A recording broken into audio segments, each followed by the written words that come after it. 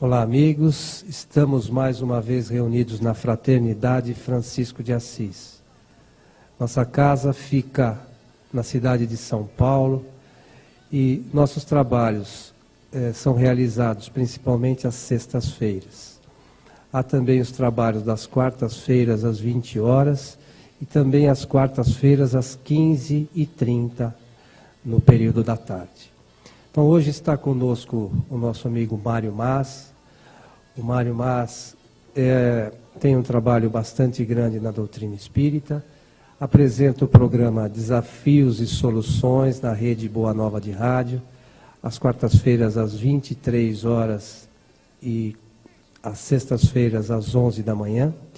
E hoje vai falar para nós sobre comportamentos neuróticos e karma. Mário, por favor.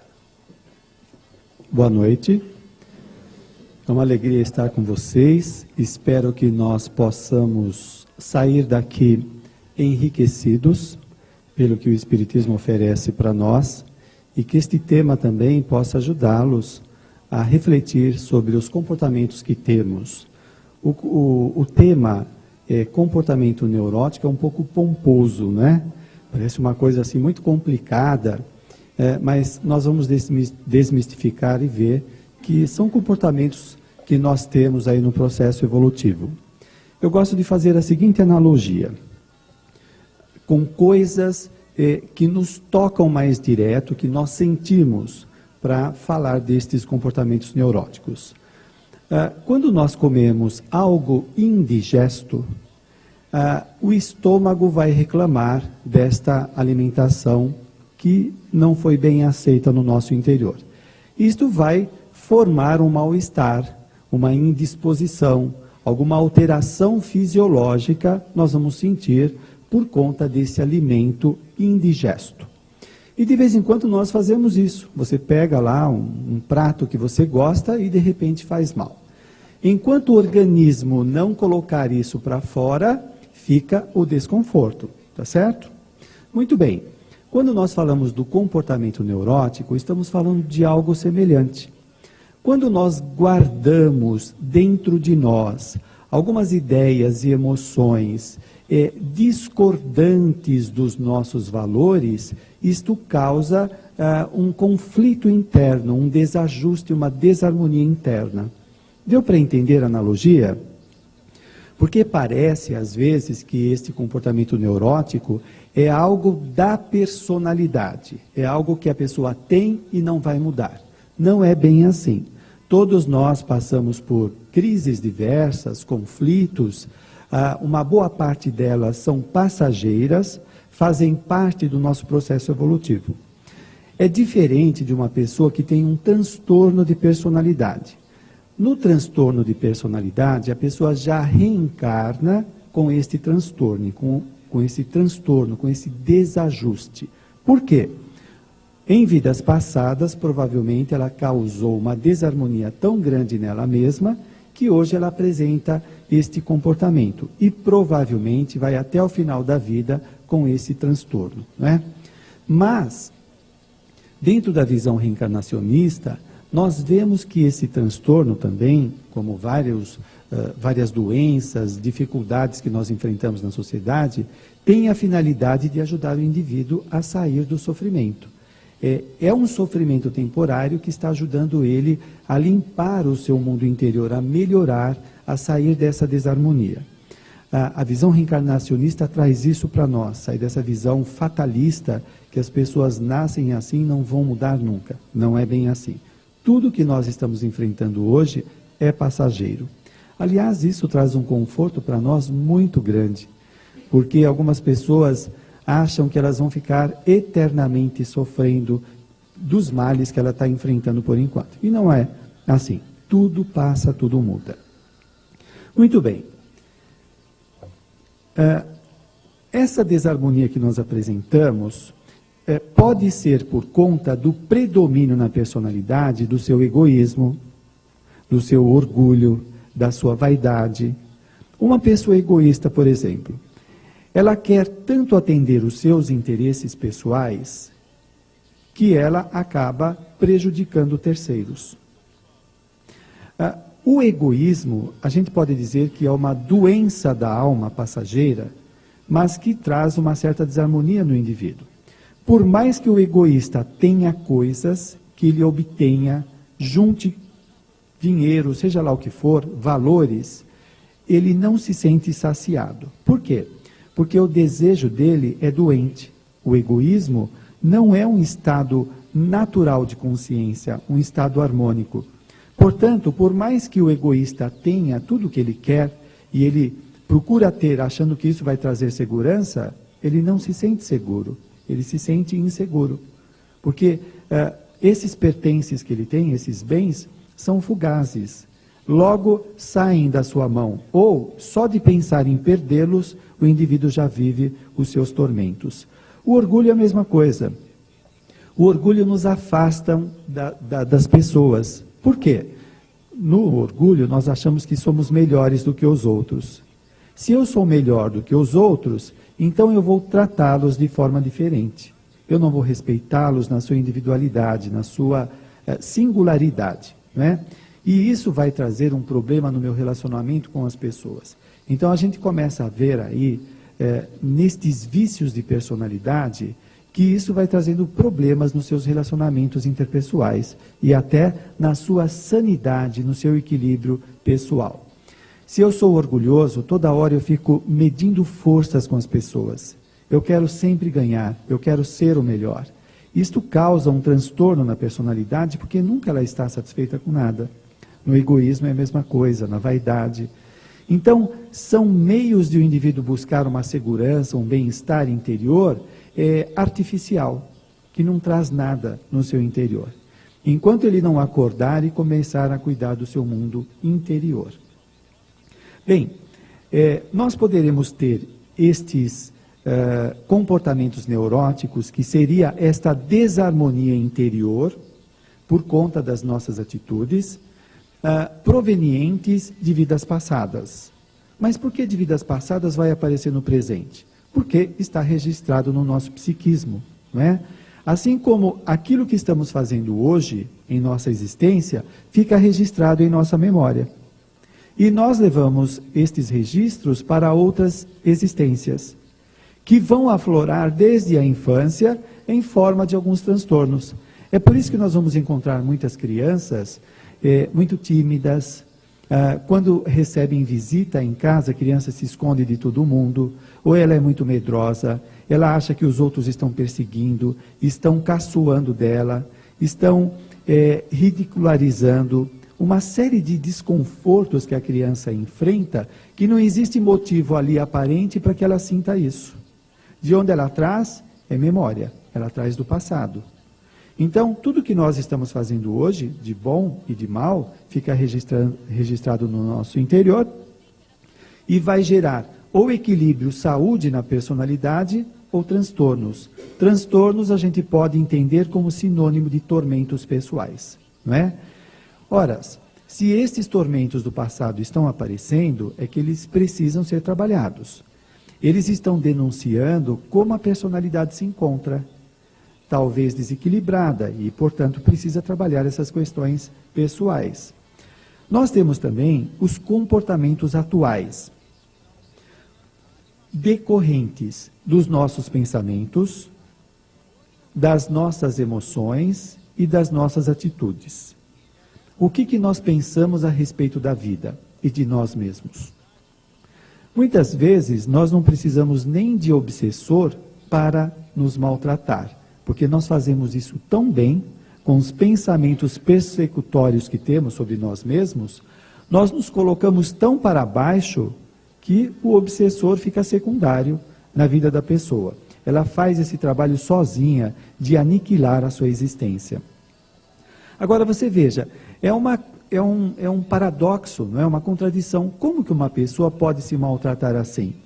Ora, se nós temos a tendência à perfectibilidade, como diz o Livro dos Espíritos, a psicologia fala da autorregulação, que é uma tendência natural do indivíduo de se autorregular, auto-organizar. Outras linhas vão falar da homeostase, que é uma tendência ao equilíbrio. Nós estamos sempre caminhando para isso.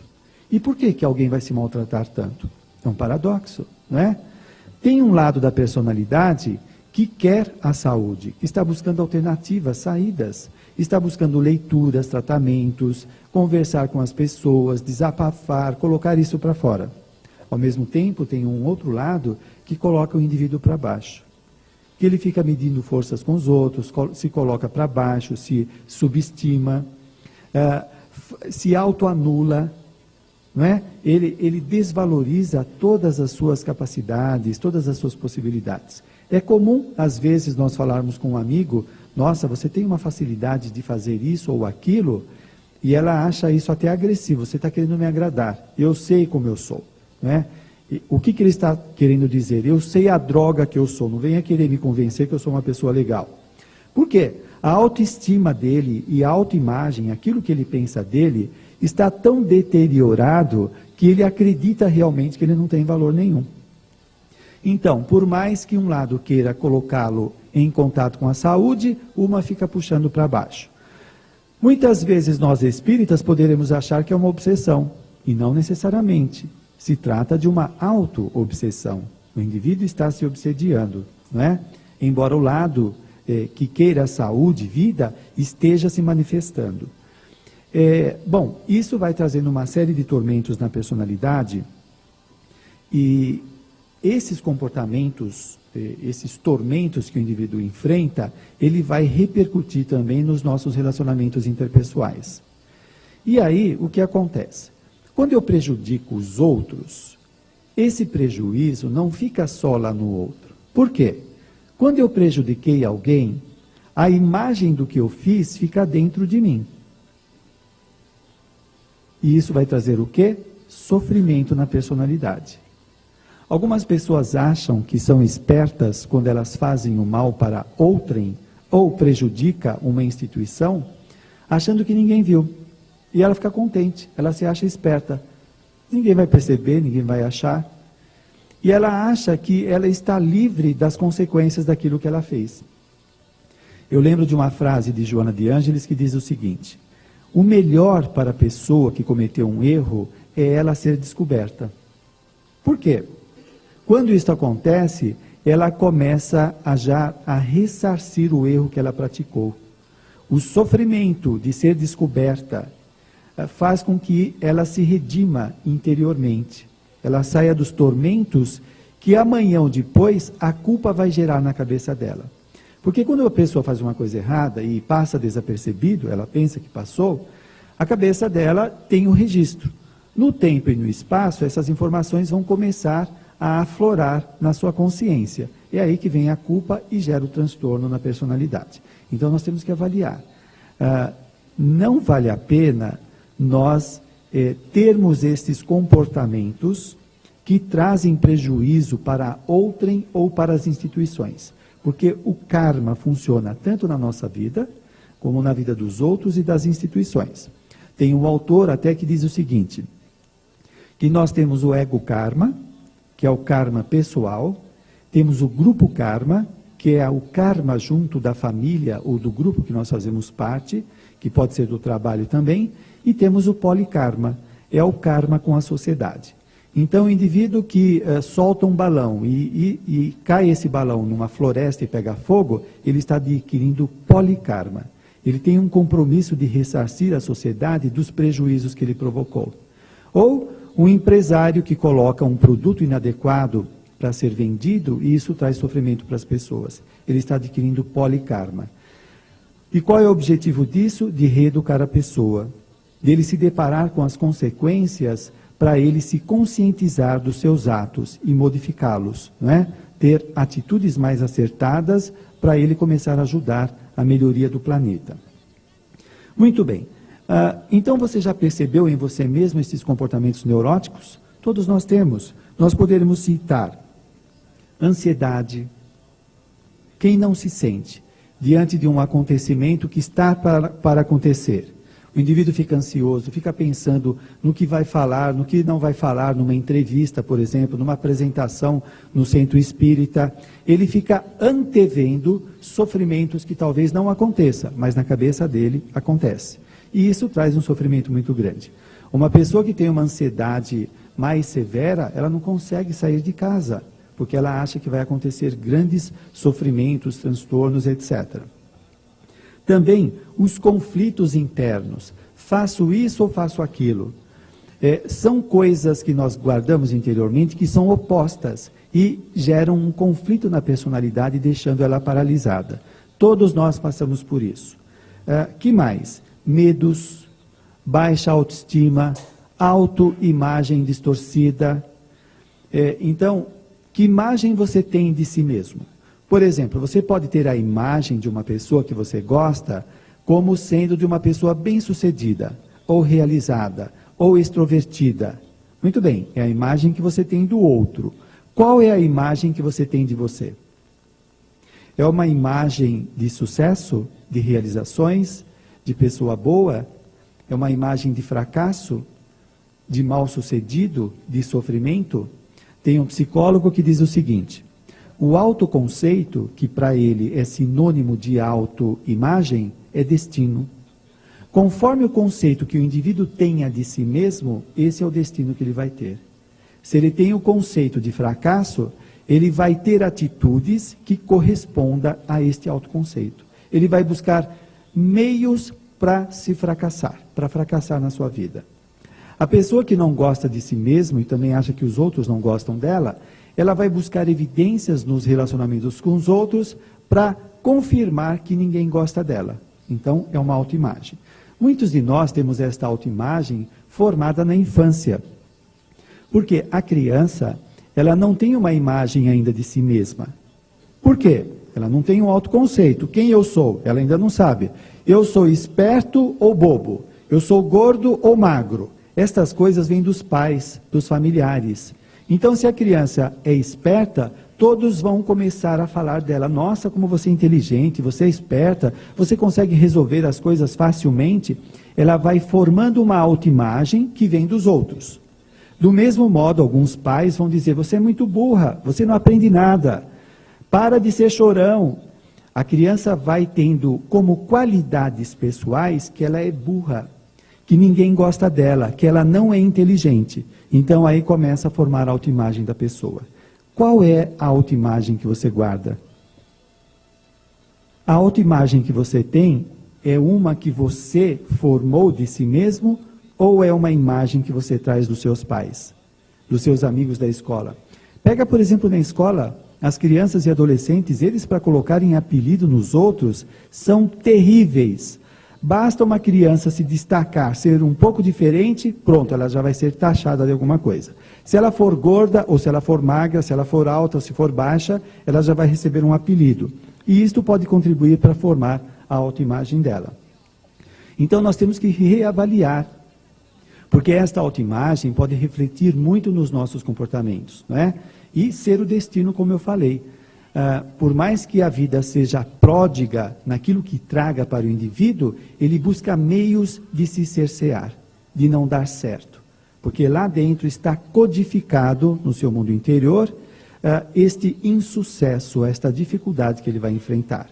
E quando as coisas boas aparecem, ele não consegue desfrutar. Não consegue. Um outro exemplo que eu uso. Alguém aqui já teve dor de dente? Todo mundo tem dente? Nós temos, alguns nós temos, não é? Muito bem, dor de dente dói? Dói, não é? Você quando está com dor de dente, você consegue fazer meditação? Não. Consegue parar para comer aquele bolo de chocolate, fez a regime a semana inteira, chega no sábado, vai comer aquele doce, desfrutar e a dor de dente está latejando. Você consegue comer o bolo? Não. Muito bem, a analogia que eu faço é o seguinte: o tormento pessoal é igual a uma dor de dente que fica latejando. O indivíduo que tem um tormento pessoal, ele não consegue desfrutar dos momentos felizes. Aí qual é a lógica dele? A vida é uma droga, a vida não tem sentido, eu nunca estou bem, eu não consigo desfrutar das coisas, não existem coisas boas na sociedade. Não. Existe, é você que não consegue desfrutar, porque tem dor de dente interna, tem dor de dente psicológica, então não consegue desfrutar. Então, esta pessoa tende a generalizar que a vida é sempre muito difícil, nada dá certo. Ela não está percebendo que ela está projetando os seus tormentos interiores no mundo. Então, é alguém que não consegue saborear, como alguém saboreia um bolo de chocolate, ela não consegue saborear momentos interessantes da vida. Ela compra algo que tanto queria, logo perde a graça. Ela não conseguiu sentir a sensação do prazer daquele objeto que ela teve. Ou se vai fazer uma viagem, tirar férias, seja lá o que for. Porque são as somatórias destas pequenas experiências que nós temos, que são gostosas, que vão trazer para o indivíduo sensações, bem-estar, uma concepção diferente da vida. O indivíduo doente, ele não consegue desfrutar de nada disso. Não é? Por mais que as coisas venham, ele descarta e ele quer sempre coisas diferentes. E aí ele começa a cair em coisas compulsivas. Sempre quer mais, e ele nunca consegue se saciar. Porque o mundo interior dele está doente.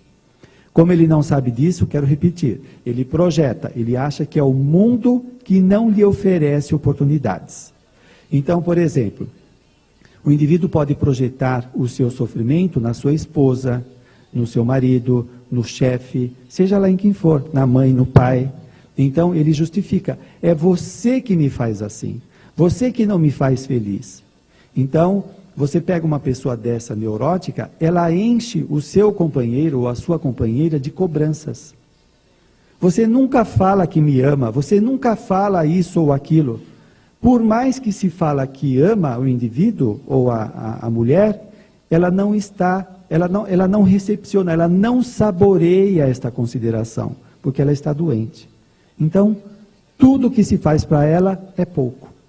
Agora, para a pessoa sadia, o pouco que se faz é muito, porque ela sabe saborear. Então, nós temos que avaliar isso. Nem sempre o mundo é perturbador, é caótico. Tem que ver se é o mundo ou é a nossa visão do mundo, porque isso pode fazer uma diferença fantástica. Eu costumo dizer o seguinte, se talvez levassem nós para uma região superior, seria um tédio, uma chatice. Você chega naquela região superior, está todo mundo sorrindo, alegre, uma visão otimista da vida, com conversas elevadas, e a gente olha tudo aquilo lá, sente um tédio, uma coisa sem graça. Por quê? Por causa da dor de dente.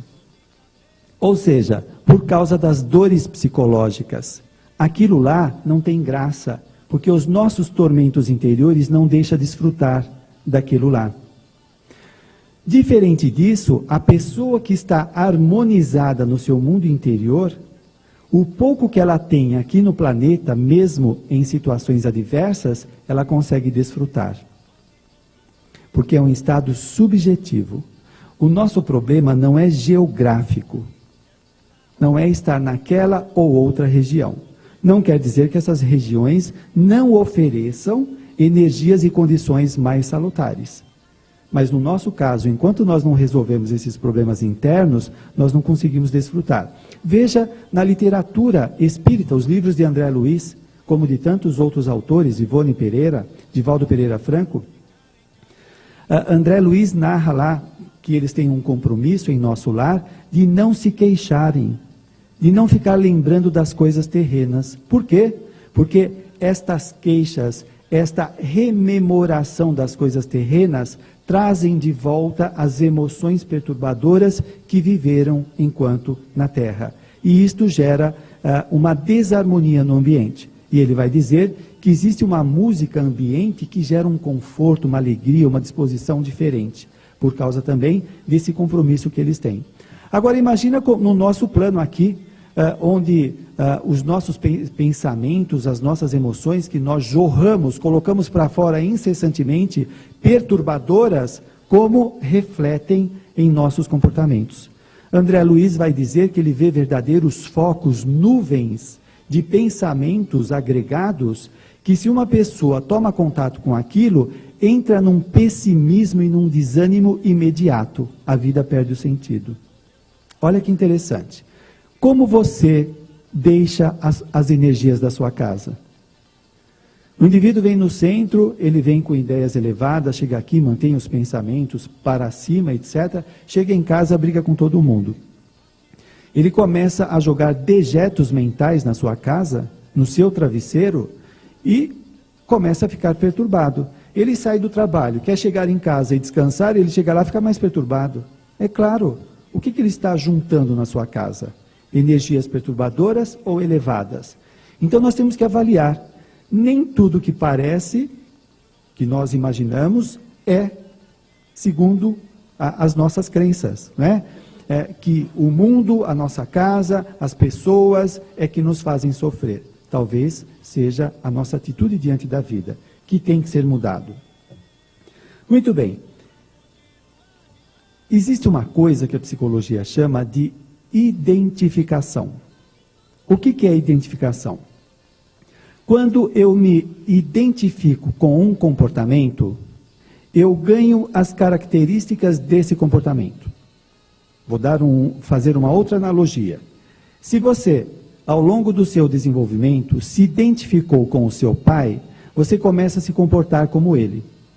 Se ele é um tirano ou uma pessoa passiva, você vai adquirindo estas características. Vai se tornando uma pessoa passiva,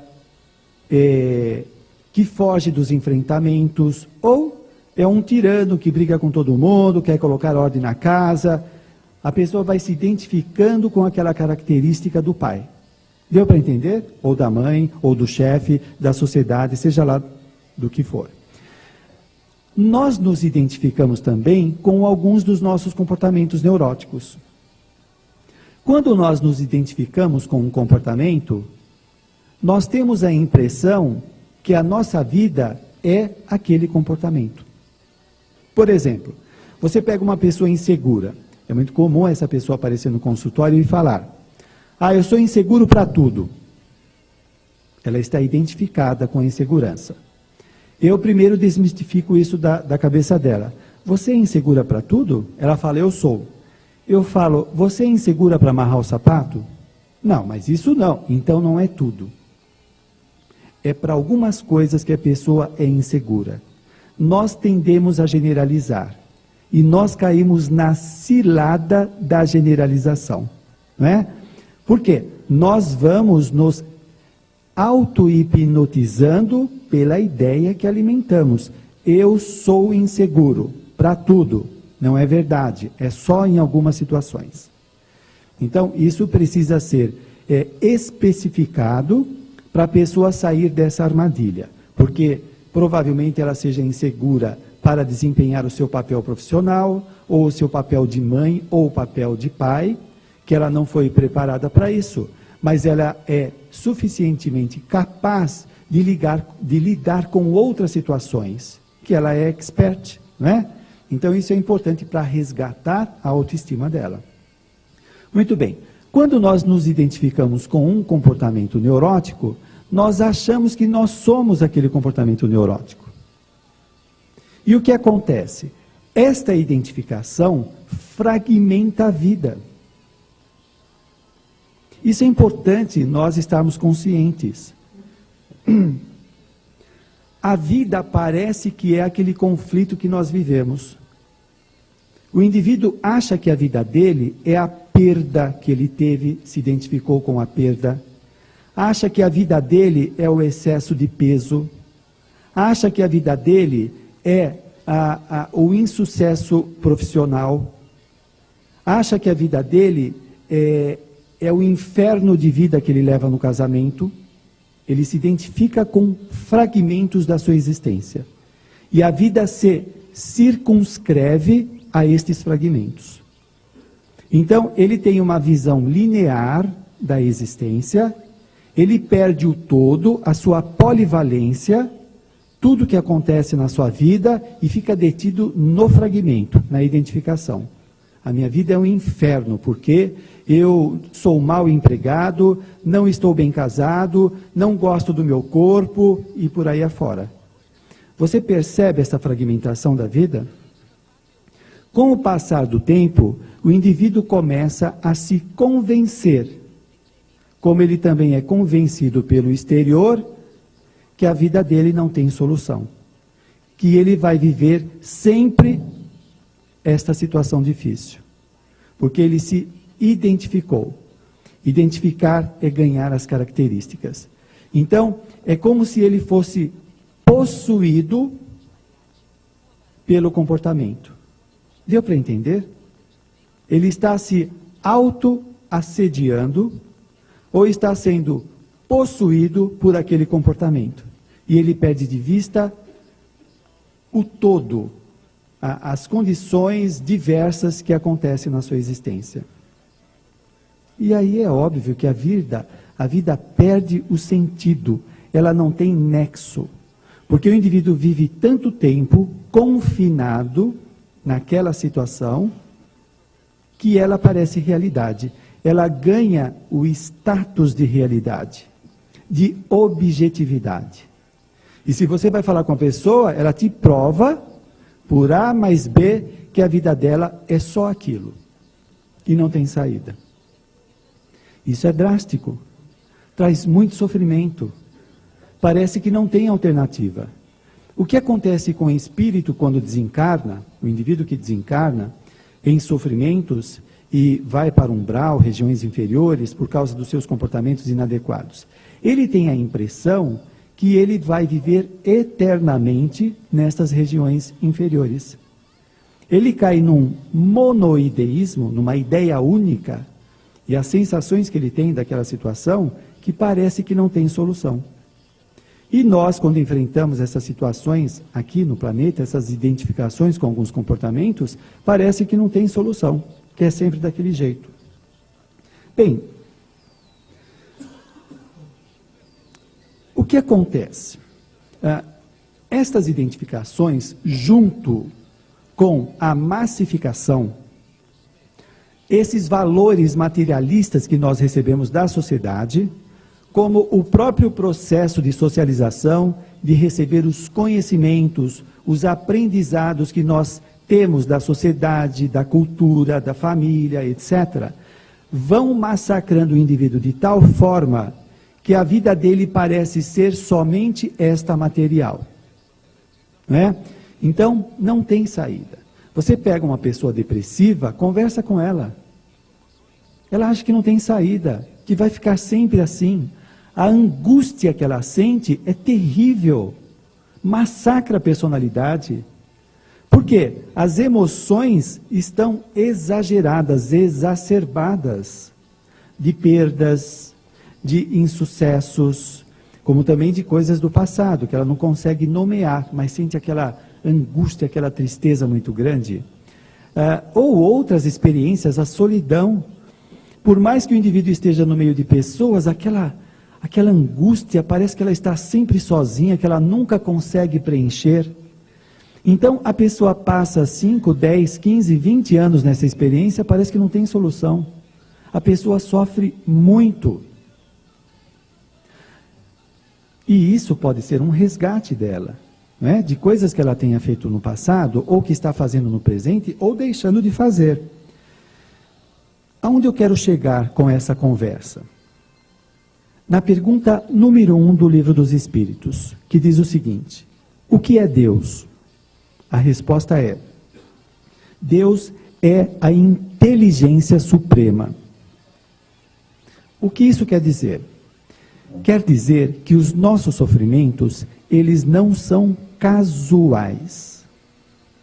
Eles não são uma coisa em si mesma que não tem nenhuma função.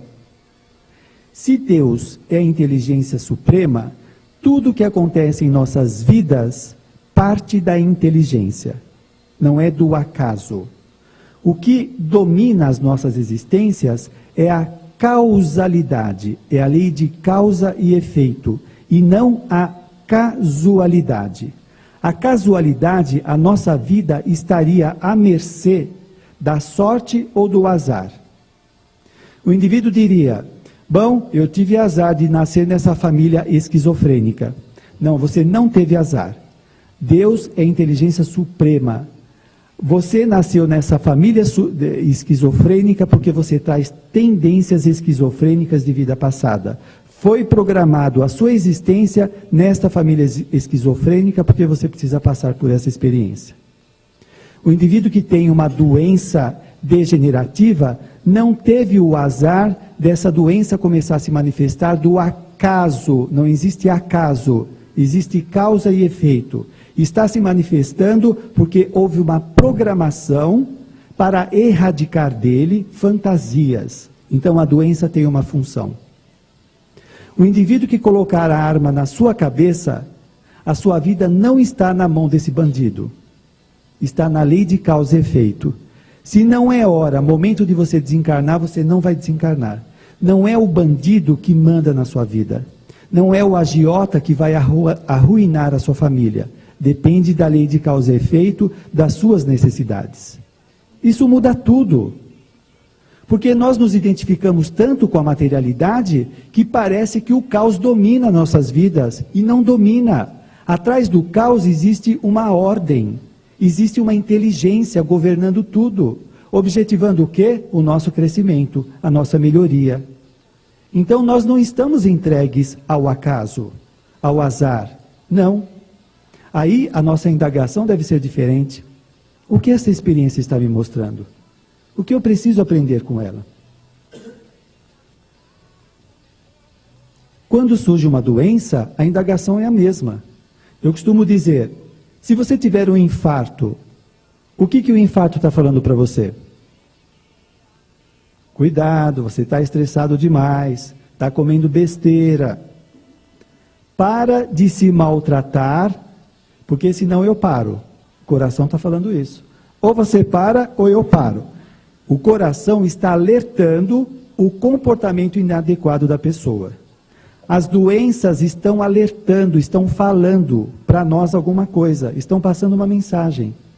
O problema que nós enfrentamos, o problema social de discriminação no trabalho, seja lá qual for, são sinalizações da vida de como estamos nos comportando.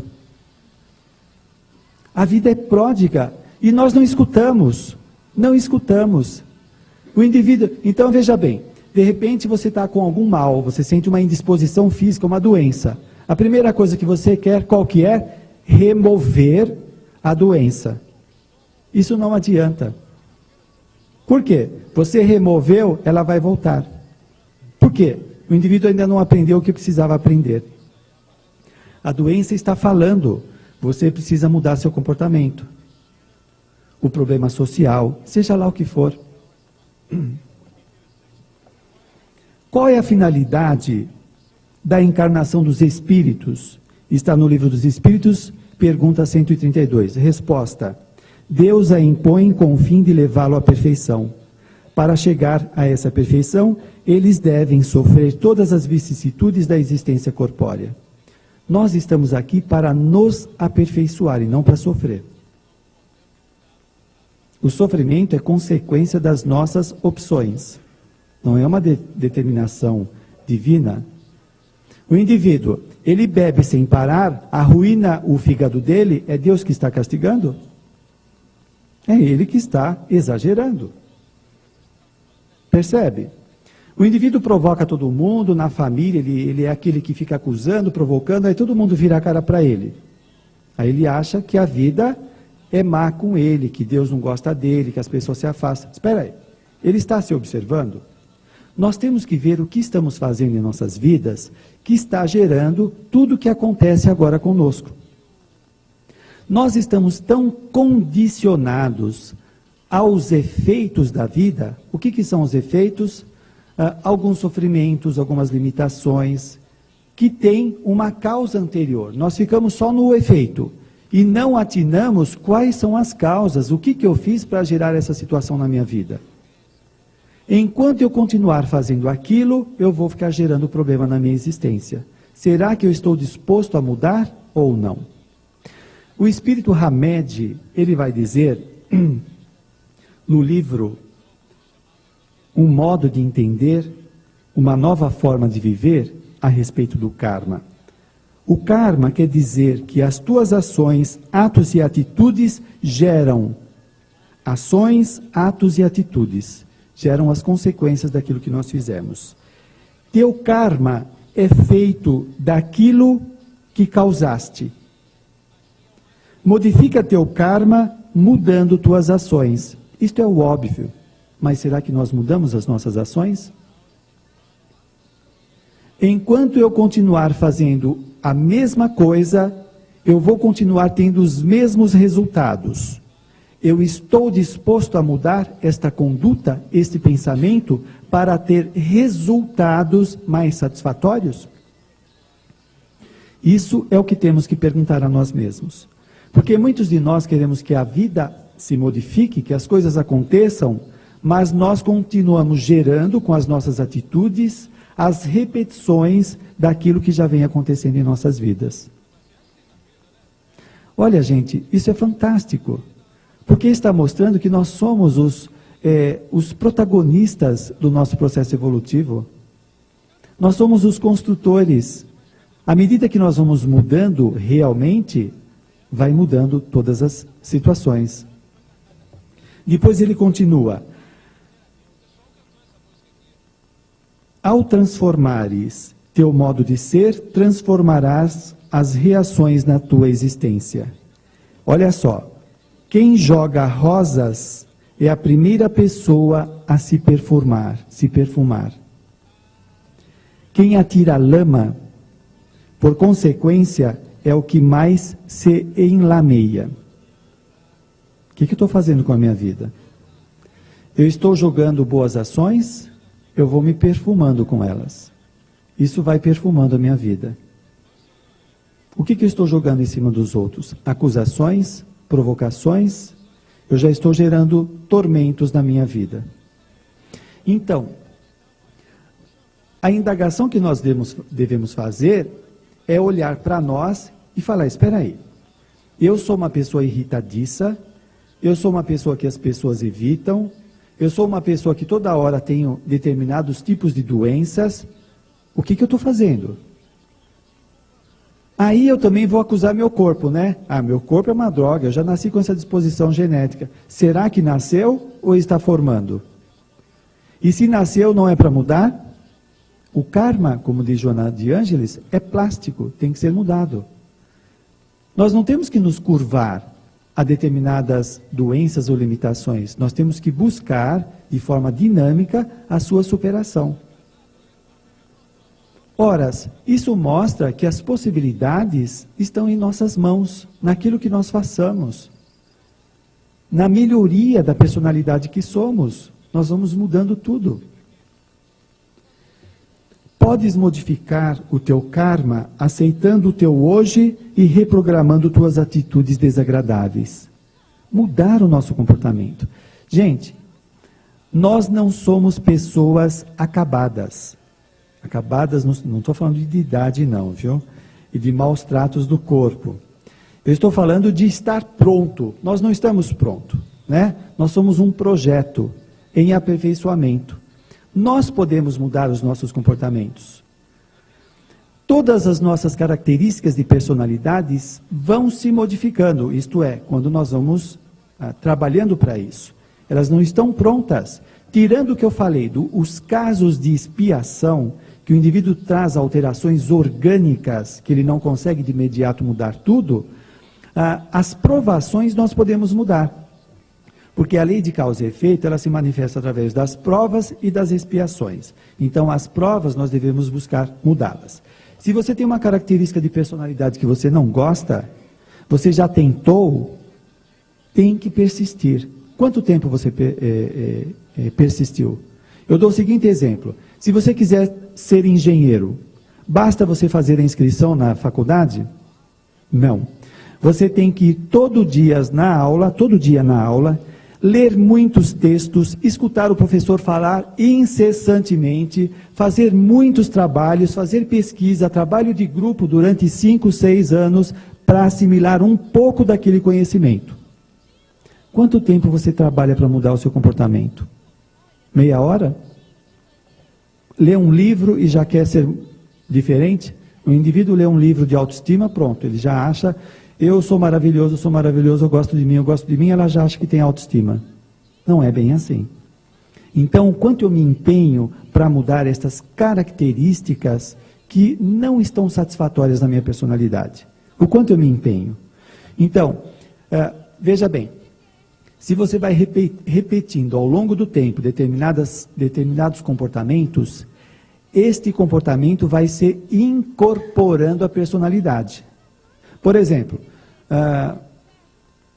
você está num ambiente de trabalho inamistoso, ou na sua casa. Sempre tem alguém que te provoca. Aí você dá vazão à sua irritabilidade. Você vai todo dia exercitando a sua irritabilidade.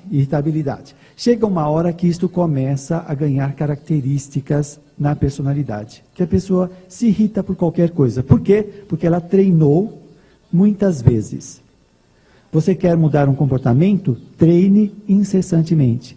Consciente, para que você adquira aquilo lá. Treinar o quê? A calma, a ponderação, o discernimento, a afabilidade, a afetividade, o relacionamento interpessoal. Vai treinando. Nós modificamos, depende do empenho que nós temos. Acredita nisso. Nós somos perfectíveis, nós estamos destinados à felicidade. Nós temos que tirar esse fantasma que reencarnamos para sofrer. O sofrimento é consequência daquilo que a gente está fazendo ou deixando de fazer. Aliás, lembrando Allan Kardec, muitas pessoas diziam o seguinte: mas eu não sei por que eu sofro, as pessoas me perseguem, ou porque eu sou obsediado. Eu não faço nada para ninguém. O problema é esse, não faz nada. Allan Kardec fala, não basta não fazer o mal, é preciso fazer o bem. Nós temos que sair dessa posição egoística de pensar só em nós e fazer o bem, pensar no outro, exercitar o nosso afeto, a nossa sociabilidade. Assim, nós vamos desenvolvendo virtudes e vamos melhorando a personalidade que somos. Muito obrigado, espero que as reflexões possam ter colaborado de alguma forma. Espero que todos trabalhem isso em vocês, todos nós aqui precisamos trabalhar para tornarmos essa casa maravilhosa que é o planeta num ambiente de luz que favoreça ainda mais o nosso progresso. Boa noite a todos.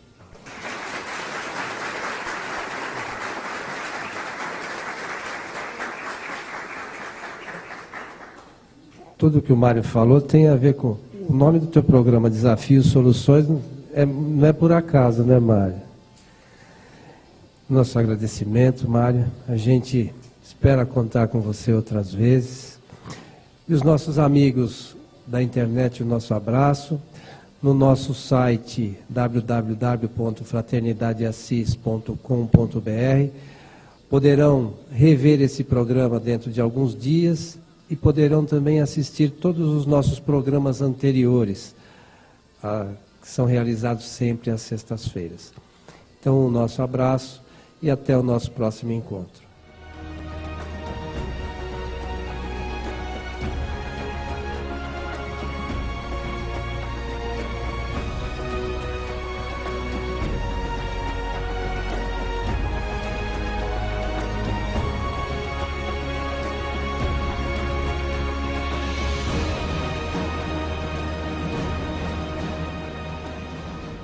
Umbral, regiões inferiores, por causa dos seus comportamentos inadequados. Ele tem a impressão que ele vai viver eternamente nestas regiões inferiores. Ele cai num monoideísmo, numa ideia única, e as sensações que ele tem daquela situação, que parece que não tem solução. E nós, quando enfrentamos essas situações aqui no planeta, essas identificações com alguns comportamentos, parece que não tem solução, que é sempre daquele jeito. Bem, o que acontece?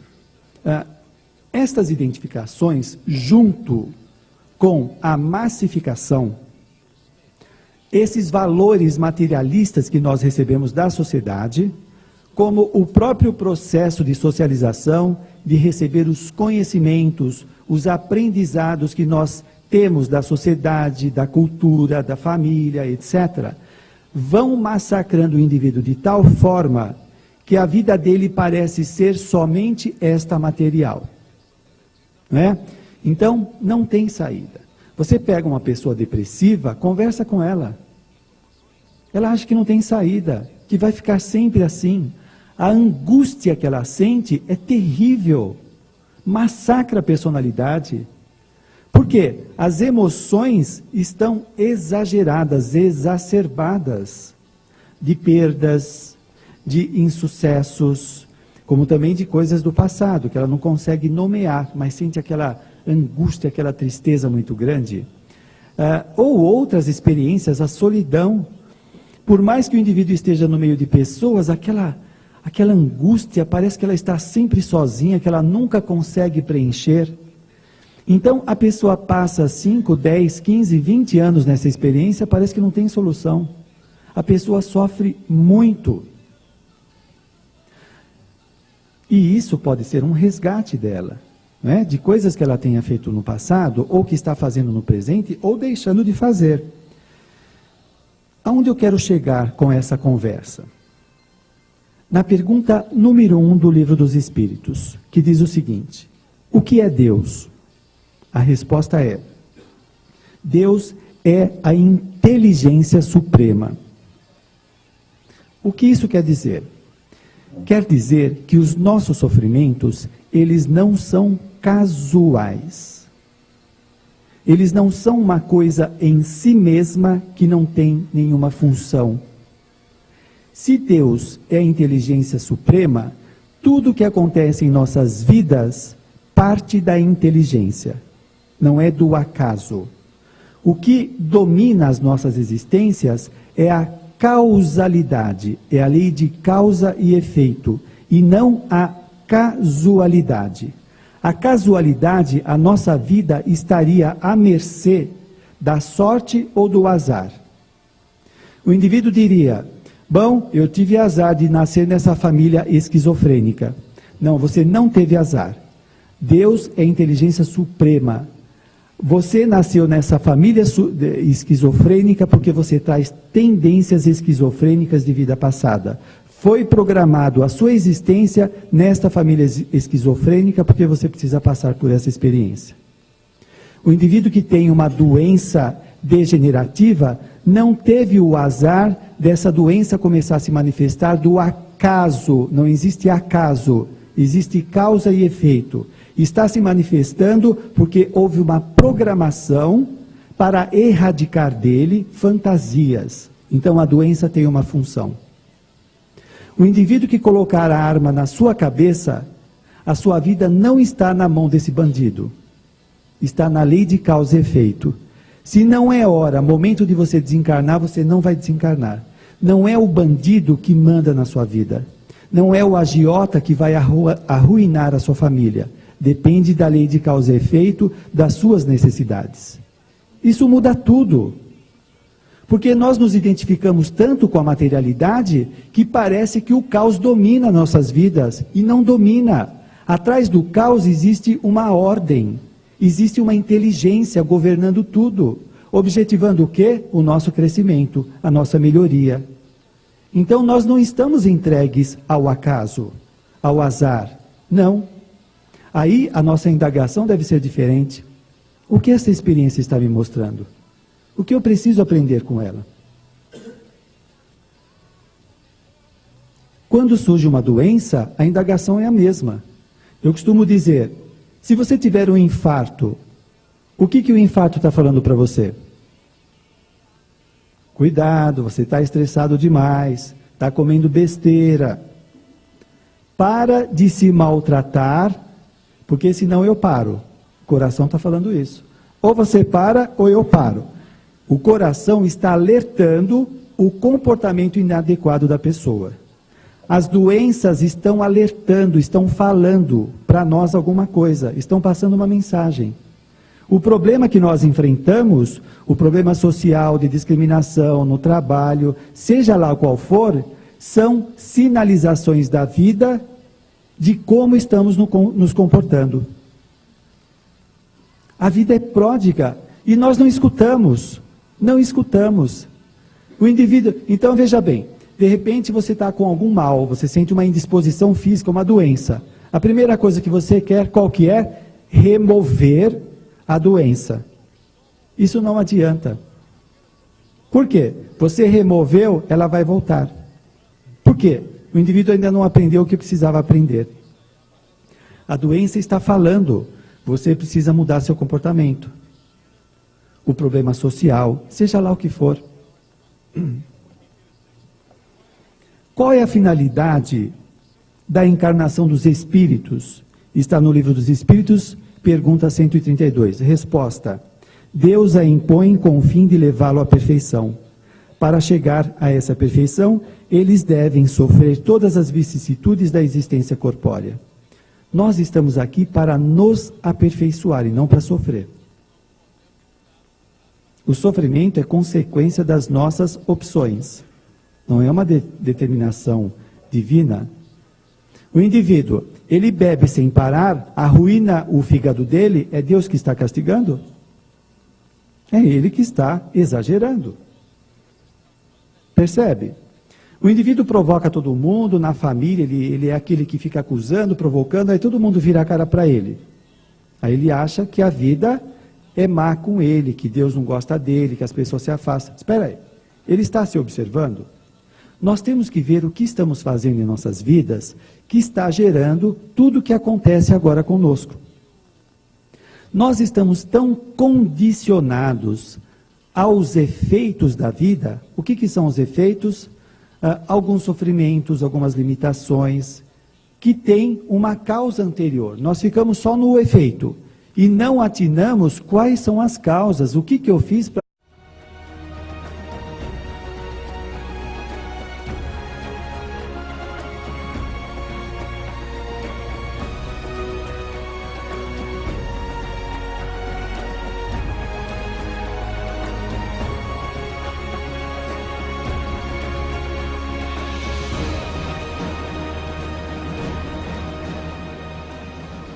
Olá, amigos. Estamos mais uma vez reunidos na Fraternidade Francisco de Assis.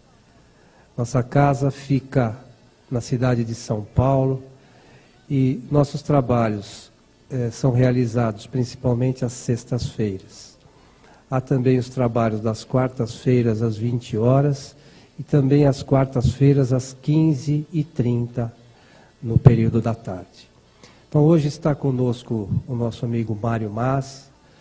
O Mário Mas tem um trabalho bastante grande na doutrina espírita, apresenta o programa Desafios e Soluções na rede Boa Nova de Rádio, às quartas-feiras às 23 horas e às sextas-feiras às 11 da manhã.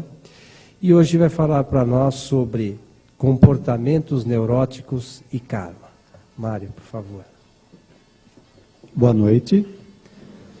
É uma alegria estar com vocês. Espero que nós possamos sair daqui enriquecidos pelo que o Espiritismo oferece para nós e que este tema também possa ajudá-los a refletir sobre os comportamentos que temos. O tema comportamento neurótico é um pouco pomposo, né? Parece uma coisa assim muito complicada, mas nós vamos desmistificar e ver que são comportamentos que nós temos aí no processo evolutivo. Eu gosto de fazer a seguinte analogia, com coisas que nos tocam mais direto, que nós sentimos, para falar destes comportamentos neuróticos. Quando nós comemos algo indigesto, o estômago vai reclamar desta alimentação que não foi bem aceita no nosso interior.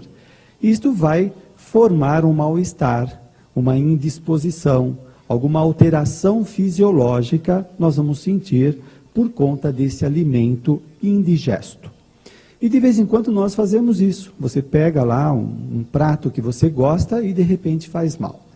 Enquanto o organismo não colocar isso para fora, fica o desconforto, tá certo? Muito bem.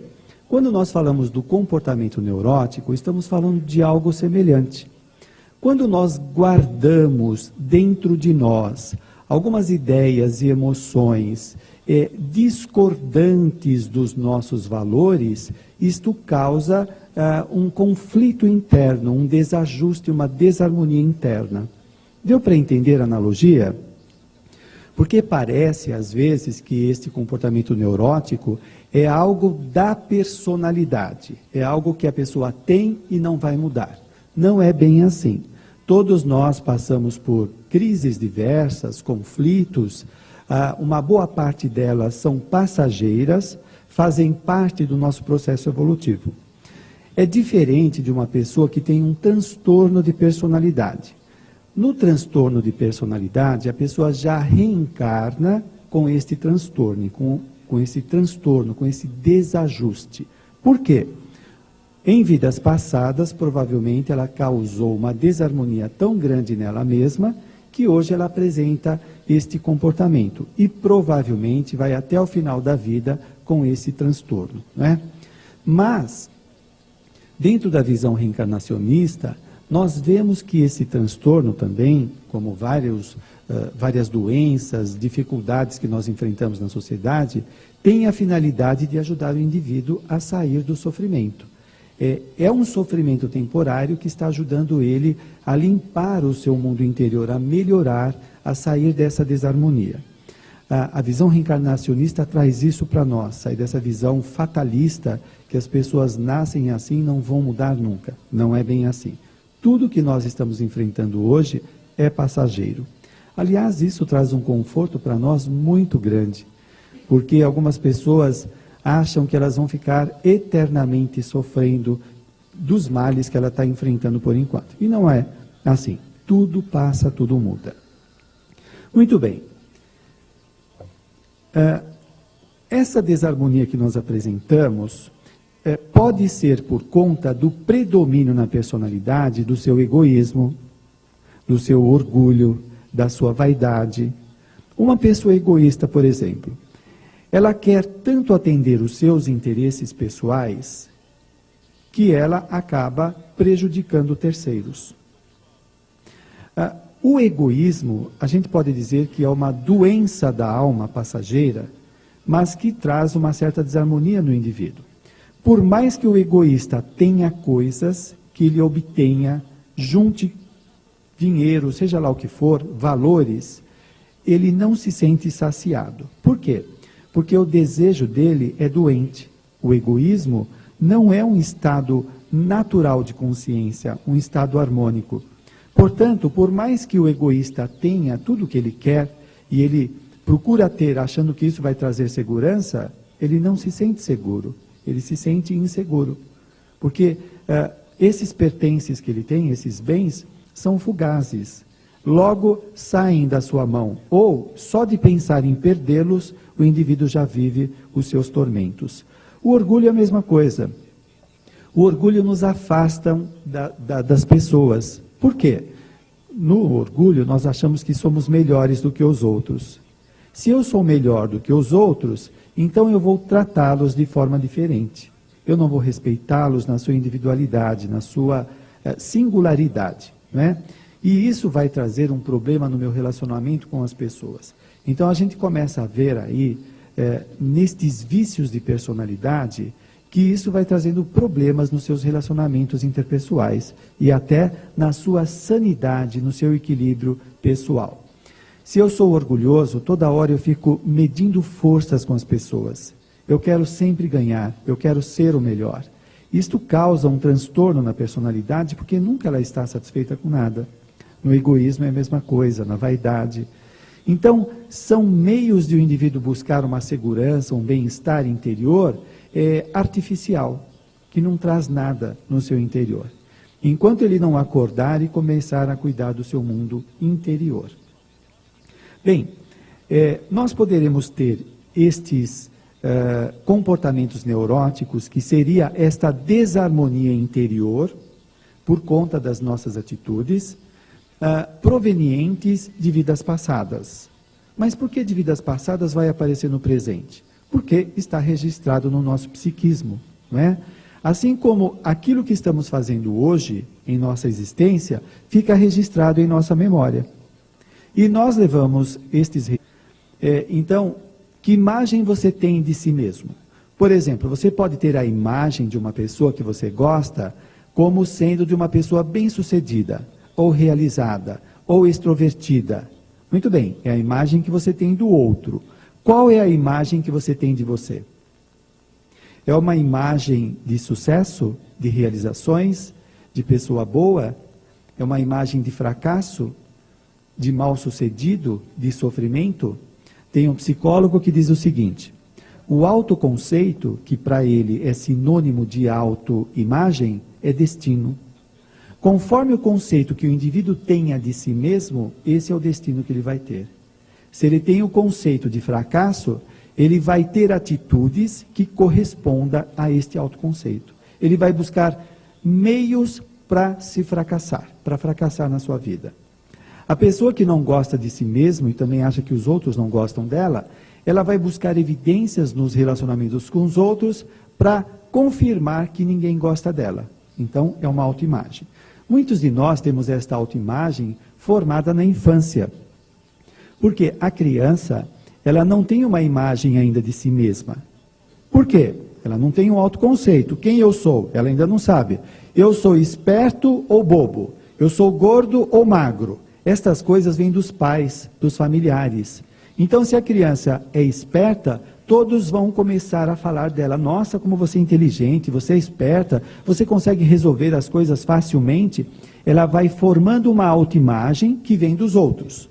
Do mesmo modo, alguns pais vão dizer: você é muito burra, você não aprende nada, para de ser chorão.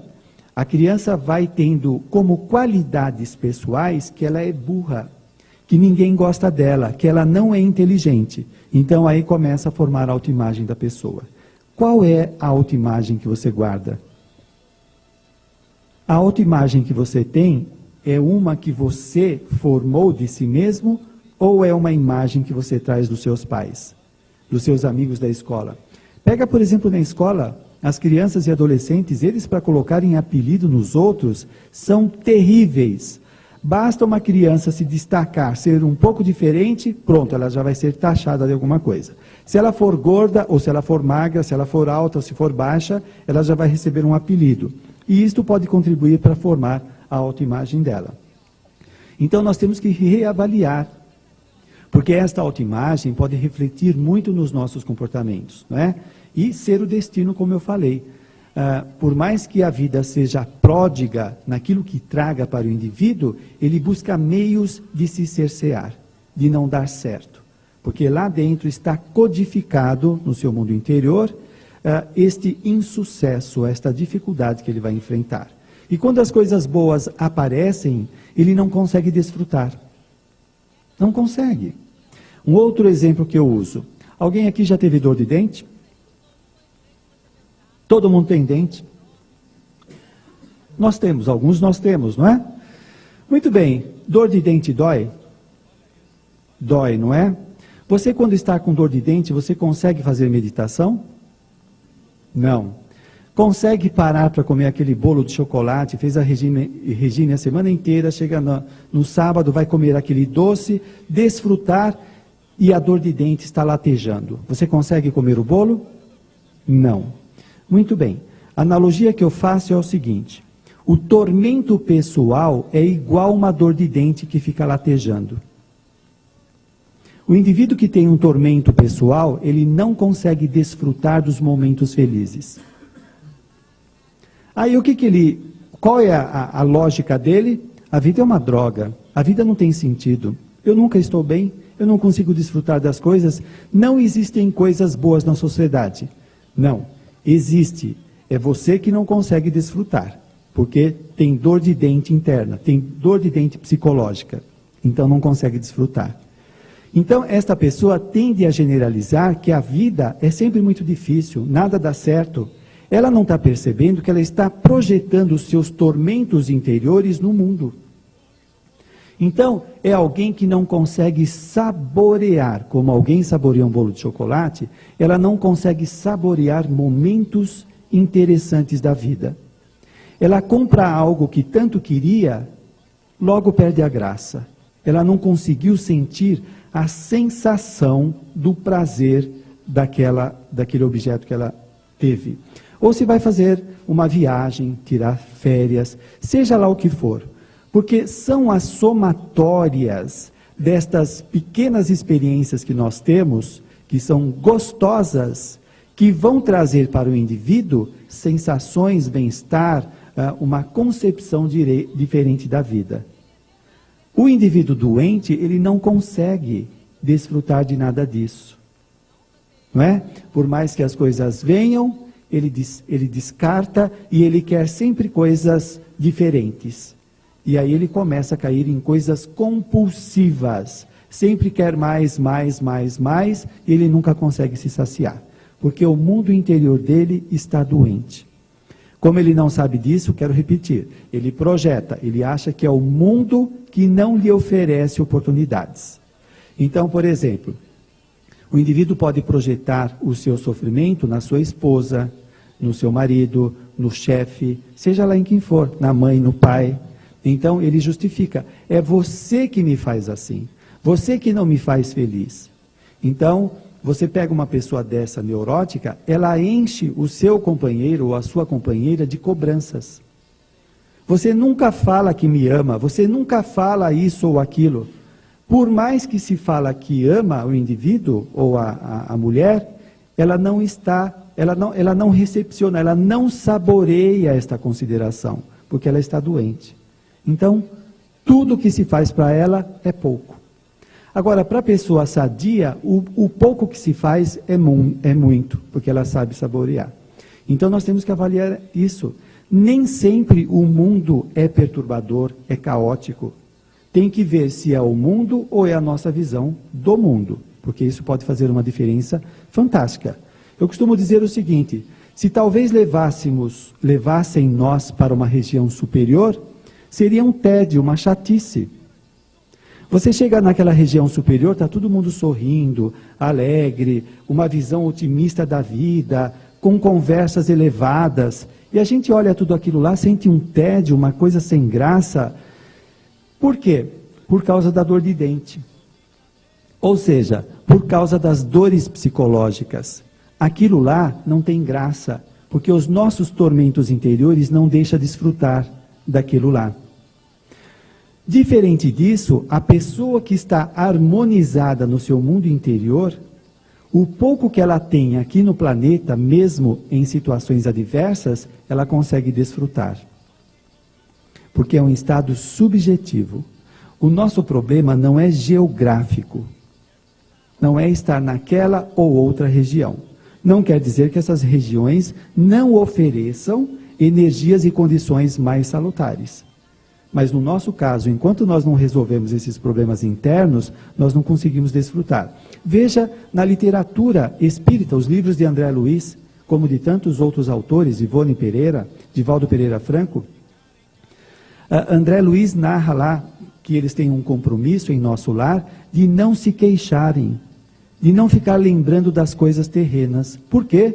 Porque estas queixas, esta rememoração das coisas terrenas, trazem de volta as emoções perturbadoras que viveram enquanto na Terra. E isto gera uma desarmonia no ambiente. E ele vai dizer que existe uma música ambiente que gera um conforto, uma alegria, uma disposição diferente, por causa também desse compromisso que eles têm.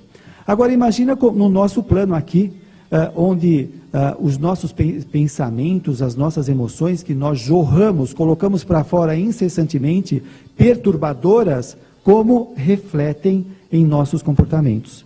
André Luiz vai dizer que ele vê verdadeiros focos, nuvens de pensamentos agregados, que se uma pessoa toma contato com aquilo, entra num pessimismo e num desânimo imediato. A vida perde o sentido.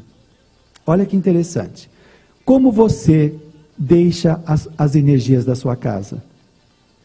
O indivíduo vem no centro, ele vem com ideias elevadas, chega aqui, mantém os pensamentos para cima, etc. Chega em casa, briga com todo mundo. Ele começa a jogar dejetos mentais na sua casa, no seu travesseiro, e começa a ficar perturbado. Ele sai do trabalho, quer chegar em casa e descansar, ele chega lá e fica mais perturbado. É claro, o que ele está juntando na sua casa? Energias perturbadoras ou elevadas? Então nós temos que avaliar. Nem tudo que parece, que nós imaginamos, é segundo as nossas crenças, né? que o mundo, a nossa casa, as pessoas é que nos fazem sofrer. Talvez seja a nossa atitude diante da vida, que tem que ser mudado. Muito bem. Existe uma coisa que a psicologia chama de identificação. O que é identificação?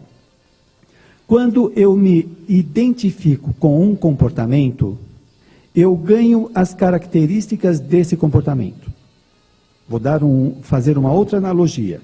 Se você, ao longo do seu desenvolvimento, se identificou com o seu pai, você começa a se comportar como ele. Se ele é um tirano ou uma pessoa passiva, você vai adquirindo estas características. Vai se tornando uma pessoa passiva, que foge dos enfrentamentos, ou é um tirano que briga com todo mundo, quer colocar ordem na casa. A pessoa vai se identificando com aquela característica do pai. Deu para entender? Ou da mãe, ou do chefe, da sociedade, seja lá do que for. Nós nos identificamos também com alguns dos nossos comportamentos neuróticos. Quando nós nos identificamos com um comportamento, nós temos a impressão que a nossa vida é aquele comportamento. Por exemplo, você pega uma pessoa insegura. É muito comum essa pessoa aparecer no consultório e falar: eu sou inseguro para tudo. Ela está identificada com a insegurança. Eu primeiro desmistifico isso da cabeça dela. Você é insegura para tudo? Ela fala: eu sou. Eu falo: você é insegura para amarrar o sapato? Não, mas isso não. Então não é tudo. É para algumas coisas que a pessoa é insegura. Nós tendemos a generalizar. E nós caímos na cilada da generalização. Não é? Por quê? Nós vamos nos auto-hipnotizando pela ideia que alimentamos. Eu sou inseguro para tudo. Não é verdade, é só em algumas situações. Então, isso precisa ser especificado para a pessoa sair dessa armadilha. Porque provavelmente ela seja insegura para desempenhar o seu papel profissional, ou o seu papel de mãe, ou o papel de pai, que ela não foi preparada para isso. Mas ela é suficientemente capaz de lidar com outras situações, que ela é expert, não é? Então isso é importante para resgatar a autoestima dela. Muito bem, quando nós nos identificamos com um comportamento neurótico, nós achamos que nós somos aquele comportamento neurótico. E o que acontece? Esta identificação fragmenta a vida. Isso é importante nós estarmos conscientes. A vida parece que é aquele conflito que nós vivemos. O indivíduo acha que a vida dele é a perda que ele teve, se identificou com a perda. Acha que a vida dele é o excesso de peso. Acha que a vida dele é o insucesso profissional. Acha que a vida dele é o inferno de vida que ele leva no casamento. Ele se identifica com fragmentos da sua existência. E a vida se circunscreve a estes fragmentos. Então, ele tem uma visão linear da existência, ele perde o todo, a sua polivalência, tudo que acontece na sua vida, e fica detido no fragmento, na identificação. A minha vida é um inferno, porque eu sou mal empregado, não estou bem casado, não gosto do meu corpo, e por aí afora. Você percebe essa fragmentação da vida? Com o passar do tempo, o indivíduo começa a se convencer, como ele também é convencido pelo exterior, que a vida dele não tem solução. Que ele vai viver sempre esta situação difícil. Porque ele se identificou. Identificar é ganhar as características. Então, é como se ele fosse possuído pelo comportamento. Deu para entender? Ele está se auto-assediando ou está sendo possuído por aquele comportamento. E ele perde de vista o todo, as condições diversas que acontecem na sua existência. E aí é óbvio que a vida perde o sentido, ela não tem nexo. Porque o indivíduo vive tanto tempo confinado naquela situação que ela parece realidade. Ela ganha o status de realidade, de objetividade. E se você vai falar com a pessoa, ela te prova, por A mais B, que a vida dela é só aquilo. E não tem saída. Isso é drástico. Traz muito sofrimento. Parece que não tem alternativa. O que acontece com o espírito quando desencarna, o indivíduo que desencarna, em sofrimentos e vai registros para outras existências, que vão aflorar desde a infância em forma de alguns transtornos. É por isso que nós vamos encontrar muitas crianças muito tímidas. Quando recebem visita em casa, a criança se esconde de todo mundo, ou ela é muito medrosa, ela acha que os outros estão perseguindo, estão caçoando dela, estão ridicularizando, uma série de desconfortos que a criança enfrenta, que não existe motivo ali aparente para que ela sinta isso. De onde ela traz? É memória, ela traz do passado.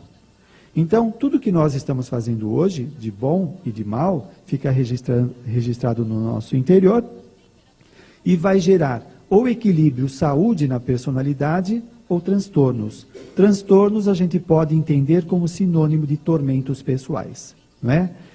Ora, se esses tormentos do passado estão aparecendo, é que eles precisam ser trabalhados. Eles estão denunciando como a personalidade se encontra, talvez desequilibrada, e, portanto, precisa trabalhar essas questões pessoais. Nós temos também os comportamentos atuais, decorrentes dos nossos pensamentos, das nossas emoções e das nossas atitudes. O que nós pensamos a respeito da vida e de nós mesmos? Muitas vezes nós não precisamos nem de obsessor para nos maltratar, porque nós fazemos isso tão bem, com os pensamentos persecutórios que temos sobre nós mesmos, nós nos colocamos tão para baixo que o obsessor fica secundário na vida da pessoa. Ela faz esse trabalho sozinha de aniquilar a sua existência. Agora você veja, é um paradoxo, não é uma contradição. Como que uma pessoa pode se maltratar assim? Ora, se nós temos a tendência à perfectibilidade, como diz o Livro dos Espíritos, a psicologia fala da autorregulação, que é uma tendência natural do indivíduo de se autorregular, auto-organizar. Outras linhas vão falar da homeostase, que é uma tendência ao equilíbrio. Nós estamos sempre caminhando para isso. E por que alguém vai se maltratar tanto? É um paradoxo, não é? Tem um lado da personalidade que quer a saúde, que está buscando alternativas, saídas, está buscando leituras, tratamentos, conversar com as pessoas, desabafar, colocar isso para fora. Ao mesmo tempo, tem um outro lado que coloca o indivíduo para baixo, que ele fica medindo forças com os outros, se coloca para baixo, se subestima, se autoanula, não é? Ele desvaloriza todas as suas capacidades, todas as suas possibilidades. É comum, às vezes, nós falarmos com um amigo, nossa, você tem uma facilidade de fazer isso ou aquilo, e ela acha isso até agressivo, você está querendo me agradar, eu sei como eu sou, não é? O que ele está querendo dizer? Eu sei a droga que eu sou, não venha querer me convencer que eu sou uma pessoa legal. Por quê? A autoestima dele e a autoimagem, aquilo que ele pensa dele, está tão deteriorado que ele acredita realmente que ele não tem valor nenhum. Então, por mais que um lado queira colocá-lo em contato com a saúde, uma fica puxando para baixo. Muitas vezes nós espíritas poderemos achar que é uma obsessão, e não necessariamente. Se trata de uma auto-obsessão. O indivíduo está se obsediando, não é? Embora o lado que queira saúde, vida, esteja se manifestando. Bom, isso vai trazendo uma série de tormentos na personalidade, e esses comportamentos, esses tormentos que o indivíduo enfrenta, ele vai repercutir também nos nossos relacionamentos interpessoais. E aí, o que acontece? Quando eu prejudico os outros, esse prejuízo não fica só lá no outro. Por quê? Quando eu prejudiquei alguém, a imagem do que eu fiz fica dentro de mim. E isso vai trazer o quê? Sofrimento na personalidade. Algumas pessoas acham que são espertas quando elas fazem o mal para outrem ou prejudica uma instituição, achando que ninguém viu. E ela fica contente, ela se acha esperta. Ninguém vai perceber, ninguém vai achar. E ela acha que ela está livre das consequências daquilo que ela fez. Eu lembro de uma frase de Joana de Ângeles que diz o seguinte: o melhor para a pessoa que cometeu um erro é ela ser descoberta. Por quê? Quando isso acontece, ela começa a ressarcir o erro que ela praticou. O sofrimento de ser descoberta faz com que ela se redima interiormente. Ela saia dos tormentos que amanhã ou depois a culpa vai gerar na cabeça dela. Porque quando a pessoa faz uma coisa errada e passa desapercebido, ela pensa que passou, a cabeça dela tem um registro. No tempo e no espaço, essas informações vão começar a aflorar na sua consciência. É aí que vem a culpa e gera o transtorno na personalidade. Então nós temos que avaliar. Não vale a pena nós termos esses comportamentos que trazem prejuízo para outrem ou para as instituições. Porque o karma funciona tanto na nossa vida, como na vida dos outros e das instituições. Tem um autor até que diz o seguinte, que nós temos o ego karma, que é o karma pessoal, temos o grupo karma, que é o karma junto da família ou do grupo que nós fazemos parte, que pode ser do trabalho também, e temos o polikarma, é o karma com a sociedade. Então, o indivíduo que solta um balão e cai esse balão numa floresta e pega fogo, ele está adquirindo polikarma. Ele tem um compromisso de ressarcir a sociedade dos prejuízos que ele provocou. Ou um empresário que coloca um produto inadequado para ser vendido e isso traz sofrimento para as pessoas. Ele está adquirindo polikarma. E qual é o objetivo disso? De reeducar a pessoa. Dele se deparar com as consequências para ele se conscientizar dos seus atos e modificá-los, não é? Ter atitudes mais acertadas para ele começar a ajudar a melhoria do planeta.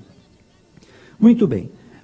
Então você já percebeu em você mesmo esses comportamentos neuróticos? Todos nós temos. Nós poderíamos citar ansiedade.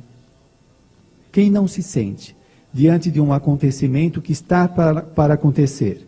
O indivíduo fica ansioso, fica pensando no que vai falar, no que não vai falar numa entrevista, por exemplo, numa apresentação no centro espírita. Ele fica antevendo sofrimentos que talvez não aconteça, mas na cabeça dele acontece. E isso traz um sofrimento muito grande. Uma pessoa que tem uma ansiedade mais severa, ela não consegue sair de casa, porque ela acha que vai acontecer grandes sofrimentos, transtornos, etc. Também os conflitos internos. Faço isso ou faço aquilo? São coisas que nós guardamos interiormente que são opostas e geram um conflito na personalidade, deixando ela paralisada. Todos nós passamos por isso. Que mais? Medos, baixa autoestima, autoimagem distorcida,